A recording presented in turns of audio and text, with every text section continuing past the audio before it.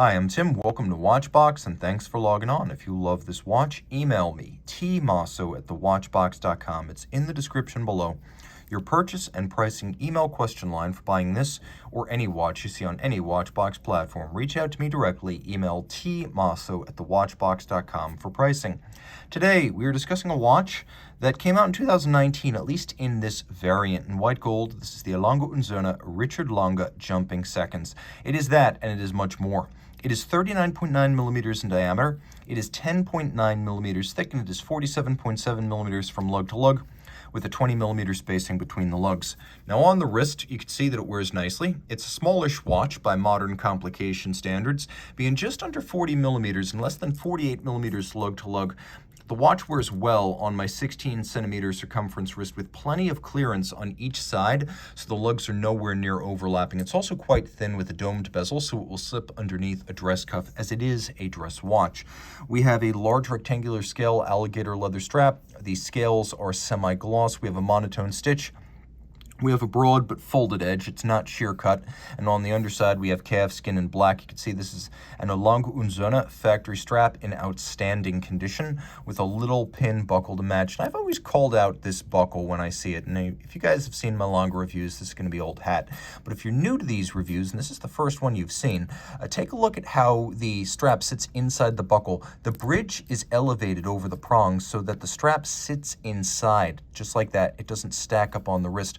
There's also a little retaining bar. For small wrists who are going to use a small hole or maybe even punch smaller holes, you know that a watch can get stuck on your wrist if it's strapped down really tight. Well, this little bar prevents the strap from getting pinned on the pin. That bar holds it back a certain amount, so it's easy to extricate from the wrist. Now, the case is familiar to Lange fans.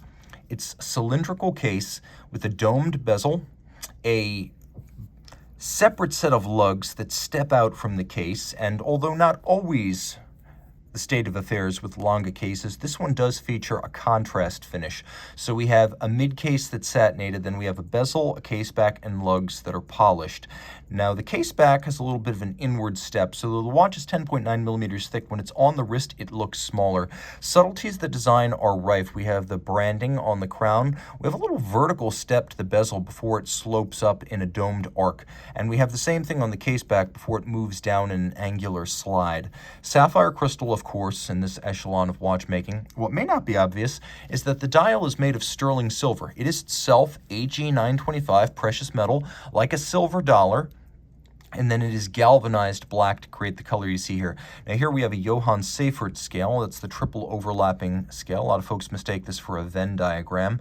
We also have jumping seconds, which is an absolute pleasure and a lot of fun. It's an instrument style complication, sometimes described as a doctor's or technician's complication because it makes it particularly easy to count out individual seconds. You'll also note that it is a regulator dial, as we have our hours, our minutes, and our seconds on separate registers. Now, the watch has a 0 reset second system, so you can see when I stop it, it resets to 0. It doesn't simply stop moving, it resets to the index, so it is now easier to set the watch against a reference. Hands are all polished white gold, and then you can see that there are a few flourishes of red at the quarters on the 60-minute register. We have a little power reserve indicator in the overlap between the hours and the minutes.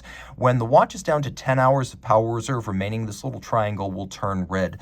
The total power reserve manually wound is 42 hours, and you can see right here we have the Lange Sohne manufactured caliber L094.1. Manual wind, 42-hour power reserve. It has the deadbeat second, it has the power reserve indicator, it pivots on 50 joules, and it is adjusted in 5 positions, which is the high horology and chronometer standard. It beats away at 6 beats per second, or 21,600 vibrations per hour. It has a free-sprung balance, and it has something rarely seen on Lange watches, an overcoil hairspring, so that in any position, by maximally centering the mass of the hairspring, you minimize the effect of gravitational deviation, different positions on the timing of the watch with that overcoil. Now the movement is protected down to 30 meters, so this is not an aquatic watch, and it features an important refinement that's hiding in plain sight. You can see every second there is a tick, as the deadbeat seconds system is powered by a remontoir constant force device, much like Francois Paul Journe's deadbeat seconds systems. So every second, energy is transferred from the mainspring barrel to the remontoir, and then it jumps the seconds, and then that energy moves downstream to the escapement. So we have constant force. For the 42 hours this watch is operating, it maintains constant balance amplitude. So it is a very technically proficient watch, in spite of being fairly simple. At first glance, you think, well, that's just a three-hand watch, but it's much more. It's a remontoir, it's deadbeat second, it's 0 reset seconds, and it includes unusual features for a Lange, such as that overcoil, which even many premium complications do not include. You can also see that the architecture of the deadbeat second system, as well as the 0 reset, which you can appreciate is visible in action on the caseback. It adds some complexity that you don't get with something like a standard Saxonia or Lange 1. Now, in terms of traditional German watchmaking, we have a lovely set of German silver bridges and plates. Now, German silver is not silver. It's nickel, it's copper, it's zinc, so the copper gives it this golden hue. We have a black polished cap to the escape wheel. We have a black polished swan's neck regulator, and then you'll note the watch has both fired blue and black polished screws, both hand finished. We have on the edge of every bridge mirrored anglage or beveling. We have golden chaton fixing the pivot jewels, and themselves held in place by blued screws, just as it would have been in the pocket watch era of East German watchmaking before World War II. We also have a 3/4 style bridge covering much of the train and barrel. Again, that's a nod to the pocket watch era. And we have freehand engraving on the balance cock. This is something that would have been done historically and is done in contemporary East German watchmaking. Lange really established this convention in the modern era. No two of these components are ever alike. We also have satination on the wheels and engine turning on the base plate. It is very impressive. Reach out to Team Mosso at thewatchbox.com for purchase and pricing details of this Richard Lange jumping seconds.